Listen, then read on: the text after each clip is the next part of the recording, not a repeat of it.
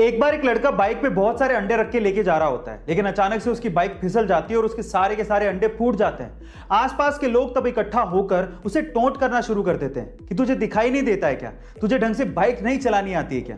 इतने में ही उस भीड़ में से एक बूढ़ा सा अंकल निकल के आता है और उस लड़के से कहता है कि बेटा, तुम्हारे सारे अंडे फूट गए हैं, अब तुम अपने मालिक को क्या जवाब दोगे। चलो मैं तुम्हारी मदद करता हूं, ये मेरे पास 30 रुपए हैं, तुम रख लो।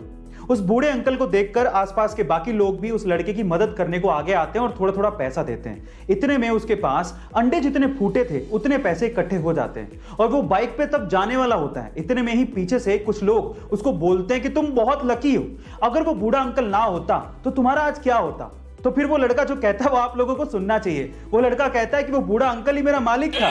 गाइस, आपको इस कहानी में क्या समझ में आया कमेंट सेक्शन में जरूर लिखिएगा। गाइस, क्या आप जानते हैं कि इस दुनिया का सबसे महंगा दांत किसका था और वो कितने में बिका था?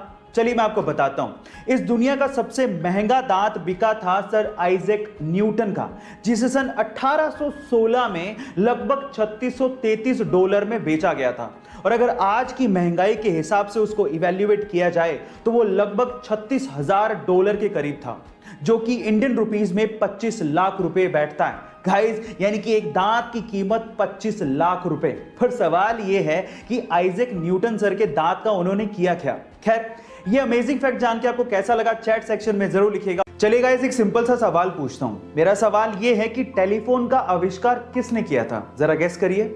आपका गेस बिल्कुल ठीक है, वो थे अलेक्जेंडर ग्राहम बेल। लेकिन अफसोस की बात पता है क्या है?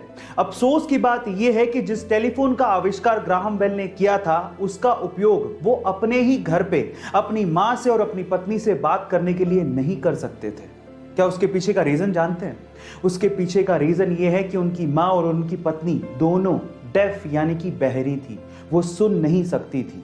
ऊपर वाले का खेल देखिएगा। इस क्या आपको इसके पहले तक ये बात पता थी? और अगर नहीं पता थी तो चैट सेक्शन में जरूर लिखिएगा। एक 16 साल का लड़का पाकिस्तान के खिलाफ उस वक्त बैटिंग करने के लिए उतरा जब भारत के 22 रन पर 4 मेन खिलाड़ी पवेलियन लौट चुके थे और उस खिलाड़ी के सामने वकार यूनिस जैसा बॉलर बॉलिंग करने के लिए खड़ा था।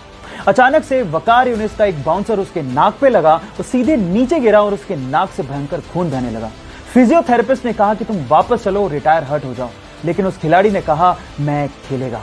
उसके बाद उसने उसी ओवर में 3 बाउंड्रीज मारी और एंड तक नॉट आउट रह के मैच भी बचाया।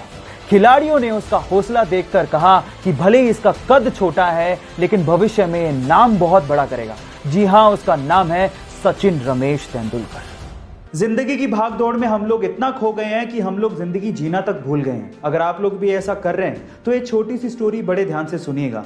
एक बार किसी ने भगवान बुद्ध से पूछा कि हम लोगों को अपनी जिंदगी में पूरी तरह से आनंद कब लेना चाहिए। तो भगवान बुद्ध ने बड़े प्यार से जवाब दिया, अपने मरने से ठीक 1 दिन पहले।